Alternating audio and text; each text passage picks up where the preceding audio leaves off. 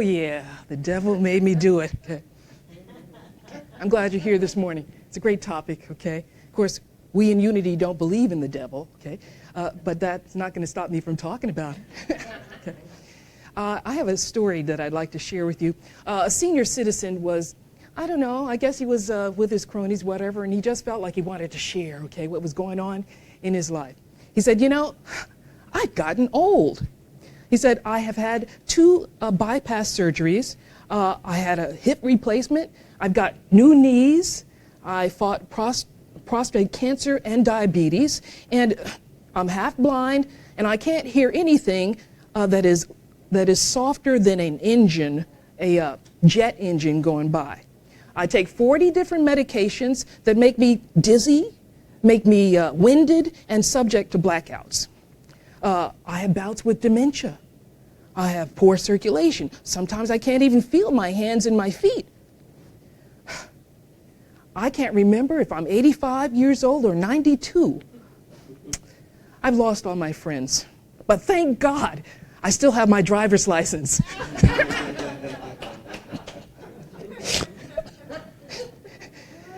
And this old guy went on, okay. He said, you know, I feel like my body has gotten totally out of shape. So I got my doctor's permission to hook up with a trainer at a fitness club and start some exercising. I decided that what I'm going to do is I'm going to do some senior aerobics. And he said, you know, I bent and I twisted and I gyrated and I jumped up and down and I perspired for an hour. But by the time I got my leotard on, the class was over. Well, I hope that my joke on seniors is not offending to anyone, but you know, if it is, it's not me. The devil made me do it, okay? And then there's the story of this guy, and you can tell in the story that he is under the influence of you-know-who. And several men were in a locker room of a golf club, and a cell phone was lying on one of the benches, and it began to ring. So this guy reached over and he put it on speakerphone. And of course, everybody started listening in to see what's going on with this. And he answered the phone and said, hello? And on the other side, a woman said, hi, honey, it's me. Are you at the club? And he said, yeah, I'm at the club. And she went on to say, well, you know, I was shopping at the mall and I saw this great leather coat. You know, and I'd really like to have it, you know, but it cost about $1,000. And he said, what? And he said, well, all right, if you really love it that much, you want to get it, go ahead and buy it, okay? And then she said, well, you know, and while I was out, I stopped at the Mercedes-Benz dealership, okay? And you know that car that I've been looking at, okay? I was looking at the 2017 models of the Benz, and I just fell in love with it. A great color. And the guy said, well, okay, well, what's it cost? And she said, well, they're asking $110K for it, okay? And he said, well, okay. Well, all right. Well, if you're going to get it for that kind of price, I want it to have all the options. And she said, great. Okay. And then she said, well, you know, while I'm at it, okay, I was in the neighborhood. You remember that house that we were looking at last year, okay, that, you know, it got sold out right from under us? Well, it's on sale again. It's back on the market. And they're asking $950,000 for it. And he said, what? And then he said, well, all right. Tell you what, offer them $900,000. And most likely they'll take the offer. But, you know, if they don't, if they start arguing and whatever, just tell them that we'll throw in the other $50,000 and be done with it, okay? And she said, oh my gosh, this is so great, honey, I love you, okay? Hey, have a great golf, whatever, and I'll see you later on. And he said, I love you, honey, goodbye. And he hung up the phone, and then he looked at the other guys who were now, they were listening. They are astonished here. Their mouth is hanging open at all this, okay? They had no idea about this guy, okay? And he says, hey, does anyone know who this phone belongs to? The devil made him do it. I'm certain of that. Well, back in the 1970s, there was a black actor and comedian named Clero Wilson Jr., although most people knew him by his stage name, Flip Wilson. Okay? And for several years, I think it was 1970 up to 75, he had a television show, the Flip Wilson Show, and he was hilarious, okay? He did a lot of skits and characters, and he always had a lot of guests on who would do these skits with him. But two of his most famous characters were Reverend Leroy of the Church of What's Happening Now, and another gal that he did in drag called Geraldine Jones. And Geraldine had some famous quips, and she was always telling the men in her life, what you see is what you get, okay? And, okay. And I don't know, I think that kind of went worldwide, because a lot of people back then had started saying, what you see is what you get, okay? But she also said something else. She said whenever she got into trouble for something that she did or said and didn't want to take ownership and responsibility, she said, the devil made me do it. Okay. In 1972, Flip Wilson was on the cover of Time magazine. And the thing that they had on him, the write-up said that he was the first black TV superstar. And in 1974, while he was still doing his show, he won a Grammy Award for a song that he wrote called The Devil Made Me Buy That Dress. I don't know the song. I think it's available online if you're wanting to hear that. The devil made me buy that dress. Okay? But that whole thing, that catchphrase took on. Okay? The devil made me do it. Everyone was copping out, the devil, why did you do that, honey? Well, the devil made me do it, okay? And people are always saying, well, the devil got into him or got into her, okay? When someone is acting, you know, kind of off. And I remember seeing that on television, in commercials, and then even in cartoons and comics, we began seeing whenever a person was being challenged with a decision, especially one that had a moral content, they would show this guy with a little red devil sitting up on the left shoulder with a pitchfork and all that, and they would have a little angel in a white robe sitting up on the right. And these two were vying for that person's attention, coaxing him or her to do what was devilish and to do what was angelic. Okay, and you kind of never knew, they held the suspense, you never knew what this person was going to decide, okay? Of course, the angel wanted to be sure that whatever negative thing this person decided to do, there were consequences. And the devil's like, oh, heck, it's going to be fun. So your person sometimes went with the little red guy.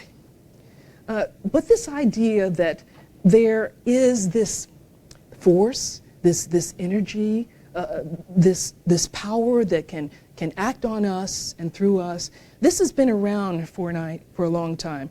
The idea that there is a devil or Satan which tempts us to express less than we are.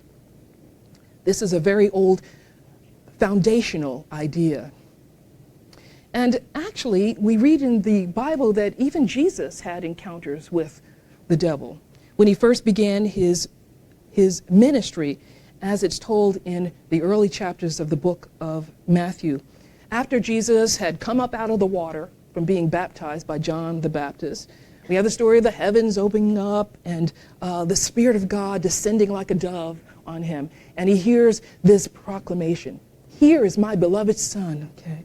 And it's strange that immediately after this kind of glorification, Jesus goes off into the wilderness for 40 days and 40 nights, and he fasts, but then the devil comes to him. And we have the story that the devil comes to him, knowing that Jesus has been fasting, he's hungry.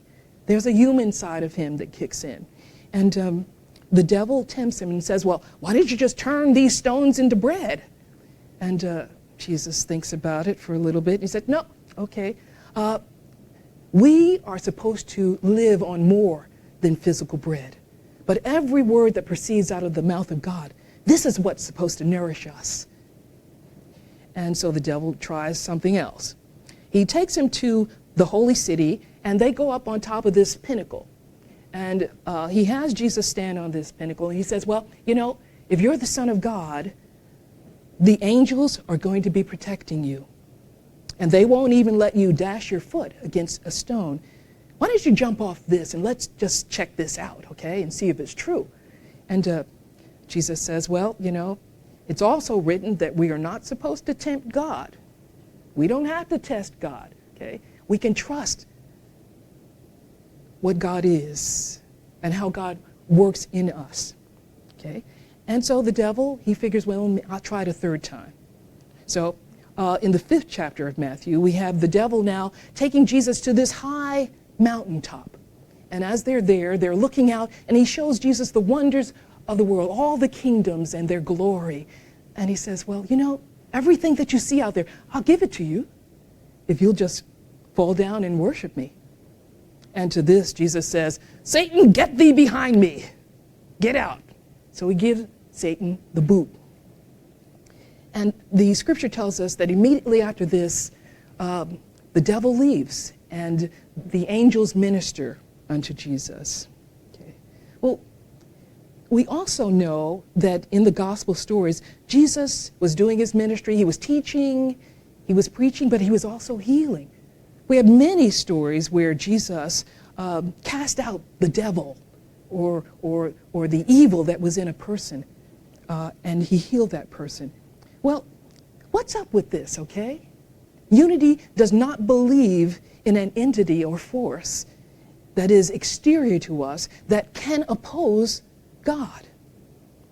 Our statement says that there is only one presence, one power in our lives, and that is God, the good, all power, omnipotence. So what do we do with this? How do unity folk explain the idea that there is certainly something going on here? We look around and people are hurting each other. We have all the shootings of kids in schools. There's so much going on here. It begins to be very difficult to say, we don't believe in a devil, in an evil force. There is only God and only good. So how do we explain the suffering that we see? Maybe the suffering that we ourselves experience, okay? How do we explain when, we suddenly just give it up, okay? We get overwhelmed with something and we begin expressing what some people would call evilness. Okay? And my sharing those jokes earlier, those don't count, okay? But there is certainly something going on here. What was it that Jesus was contending with out in the wilderness? The Bible says it was the devil, the tempter. Another name for the devil is adversary. And what was he doing when he was casting out those demons and healing people? Well, Unity co-founder Charles Fillmore explained that a belief in a force or a power or an energy which can oppose God, which many people call the devil or Satan, is simply an externalization of our doubts and fears.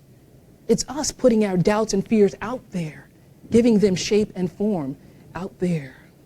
For example, not understanding his connection to God and the ground of being, ancient man personified the workings of nature.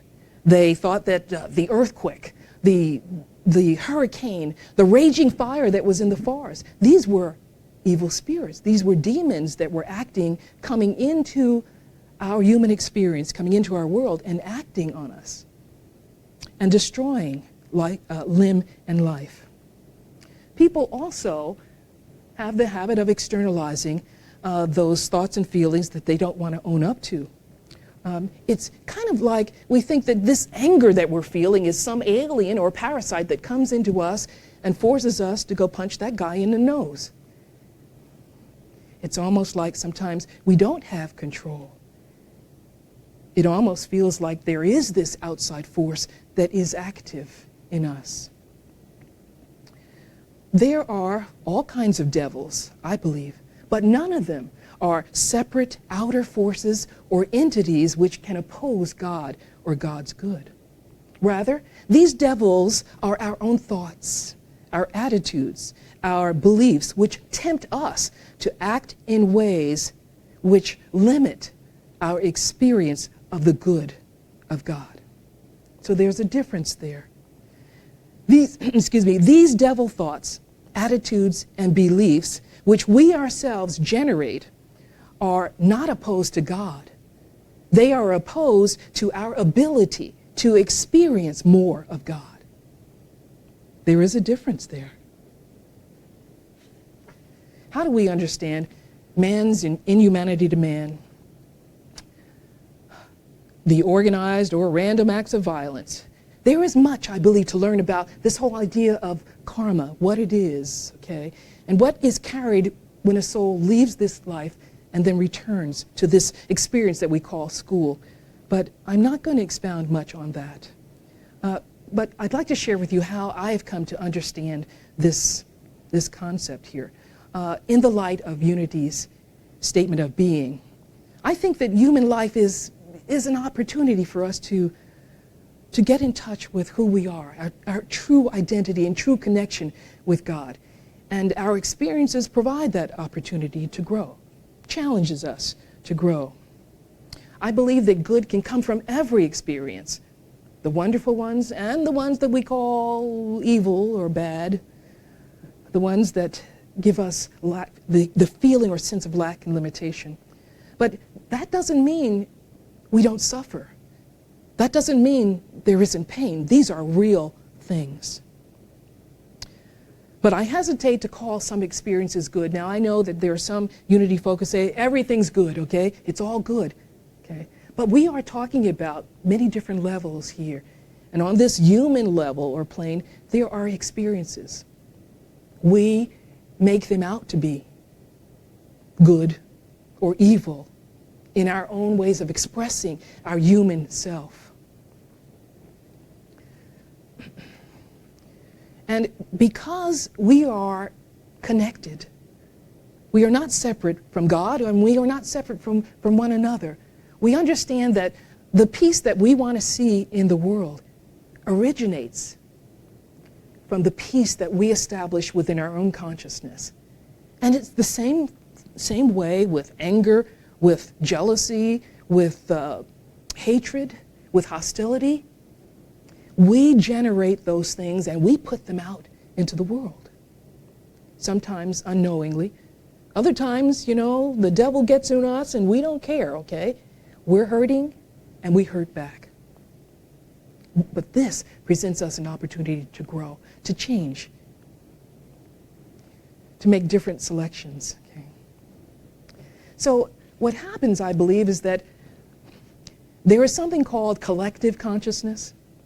And because we are not separate one from another, when we are putting out negativity, and our neighbors putting out negativity, and over here and communities are putting out negative energy, this negative energy, we give shape and form. And this negative energy comes together, and we can experience it as a force, an energy. But it's not coming from God, it's coming from our human self. We are spiritual beings, remember, but we are living, experiencing, expressing, and learning through a human self on a plane called duality. But we're not alone in this. I believe that the way to neutralize and to bring about needed healing when the collective energy of humankind is tipping toward what we consider negative or the dark is that we all need to do the work that we are called to do, to grow spiritually, individually. And as we become more of an expression of that light and love, more of that light and love moves into the world to balance out and dissolve that other energy. The Bible tells us that we are each given a key which enables us to turn things around, not only in our own lives, but in the world. In Matthew 16, verse 19, we read, the Christ is speaking through the personage of Jesus and says, I will give you the keys of the kingdom to heaven. And whatever you bind on earth shall be bound in heaven. And whatever you loose on the earth shall have already been loosed in heaven. And I think this means that as we establish in our own consciousness the light, the love that we want to express, our earthly experience takes on that coloring. That energy moves into our experience in the world. And as we set this out and others set this out, this is bringing that heaven on earth experience. We give outer shape and form to our fears and our limitations, and we can build them up so strongly that they actually seem to feel as if there's reality there. But we know the truth, that there isn't reality in that. There's only one presence and one power, and that is good. That is God. I'd like to share an example from my own experience when I was using the gift of imagination wrongly. This happened a number of years ago, and I was still back home in New Jersey. And I'd gone downtown to go shopping at one of the department stores there. And I had parked my car on Main Street, a little further out because all the other spots were filled, and there was a meter there. And I carefully put my coins into the meter, okay, and for enough time for me to go into the store, shop, and come back out safely. And I did that, and I walked back to the store, went in, and I did my shopping, and then when I came out, I made my way back to my car. And as I'm going back, I'm looking at my car. It was Benjamin at the time, okay? And I'm looking at Benjamin, and there's a ticket on the windshield on the driver's side, and I thought, good golly, what happened? I know I put enough money in that meter. What could have happened, okay? And so I'm walking, okay, now I'm thinking, all right, darn it, now I've got a ticket. Oh, ham sandwich, okay? And I begin focusing on this ticket, okay? I forget the great purchase that I bought there. I forget what a wonderful day, the weather, the birds singing. I didn't even hear all that. I saw that ticket on my windshield. And as I got close to that, I'm beginning to feel the devil got into me, okay? I began thinking, darn it, that meter person, meter maid, or meter guy, he could have given me at least a couple more minutes. I'm sure that, it wasn't that bad. Could have given me a couple of minutes so I could get to my car. Instead, this person slapped a fine on my car, okay?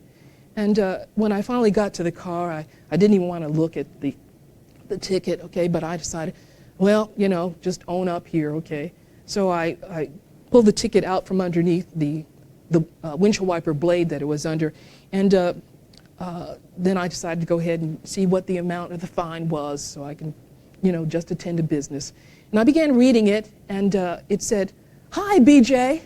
I saw your car. Sorry I missed you, okay? Just wanted to let you know that I'm wishing you a great day. Yvonne." Wow. I put myself through heck over that ticket, okay? And it wasn't even a ticket, okay? And I had let my devil thoughts come up and influence my world. And we can do this very easily, like that, okay? It comes from our humanness. And I had to forgive myself. I had to fess up. The devil didn't do this to me. My own thoughts gave me that ticket. And I had to forgive myself and realize that, as we say in unity, we are perfect spiritual beings. But it was evident that my human self needed a lot of work. But that's what this experience is about. We often see people who are being destructive, okay? And, it's not an easy thing to determine. It's a complicated system, okay? Only one that God could put together. But sometimes people who are being hurtful and destructive play an important role. Think about Judas in the story of Jesus. Without what he did and giving Jesus up to the authorities, we wouldn't have the whole story of the crucifixion and the resurrection, which mean so much to us metaphysically, that we can rise up from any negative experience. So it's probably best to try and not judge these things and to do the best we can in practicing what we need to practice and know that God's going to take care of the rest, okay? It's not the devil doing it, but we don't have to do it either. We can let God take care of it. So I forgave myself. I fessed up, and It's kind of like that old character, cartoon character, Pogo. In 1972, the writer of that cartoon put out a Earth Day kind of thing, and Pogo is standing there with a friend, and they're looking at all the trash from Earth Day that people put out there. And he says, you know, bud, okay, we have found the enemy, and the enemy is us. There is no outside entity or force which can be opposed to God or opposed to the good that God wants us to have in our lives. Rather, there is an energy that we create in our error thinking, which tempts our human self to act in ways which limit our experience of God's good. For truly, there is only one presence and one power in this church, in our lives, and in the universe, and that is God, the good, omnipotence. When Jesus latched onto this idea, and he really knew it in his heart, and he knew it for all of the people that came to him for help, to the leper that came for healing, to the paralyzed guy who hadn't walked in 38 years, to the woman with that issue of blood who just wanted to touch the hem of Jesus' garment to be healed, okay? And to all of those who wanted to be free from their limiting thoughts, their demons, their devils. Jesus could heal. He could do what seemed like the miraculous because he knew the truth that there is only one presence and power, and it is God, and it is good. So when he looked on the leper or the paralyzed person, he didn't see the leper. He didn't see the paralysis. He saw God there. He saw good there. And that healing was just them bringing forth what he was able to see. God bless us all as we continue the work that we're doing to grow spiritually and to know this truth, God's presence in us. God bless.